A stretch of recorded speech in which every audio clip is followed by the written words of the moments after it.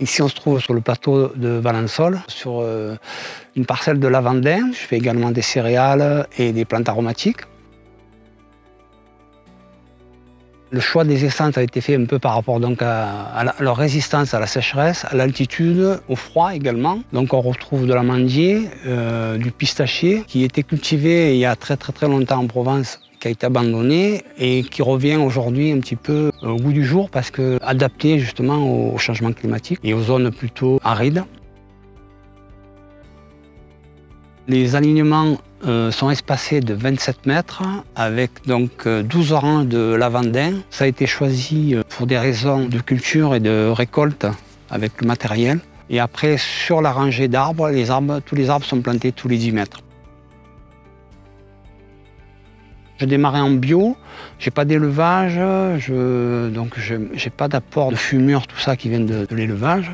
Et je me retrouvais sur des sols qui ont été cultivés pendant des années en conventionnel et où on avait beaucoup moins de vie dans le sol. Et mettre des arbres dans les champs, ça crée un réservoir de biodiversité.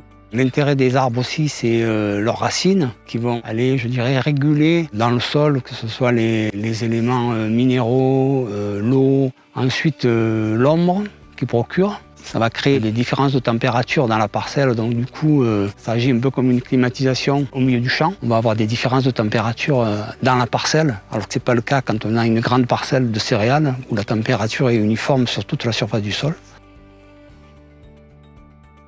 Pure Projet est venu m'aider en 2020 pour terminer le projet de plantation qui avait débuté en 2018 par mes propres moyens. Pure Projet m'a aidé à financer 360 arbres pour finaliser les alignements et le projet de base.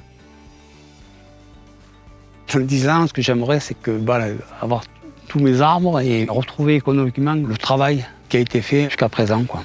L'intérêt pour moi va être d'avoir une gamme en fait, de fruits à coque aussi également qui va me permettre de faire de la vente en direct. J'aime pas rester dans la routine des choses établies, c'est-à-dire on fait des céréales, on fait toujours la même chose, mais on ne se pose pas de questions de savoir ce qui pourrait améliorer un peu l'agriculture d'aujourd'hui. C'est peut-être que des tests, en fait, ce que je fais là, mais au moins, je veux dire, on a du concret, quoi.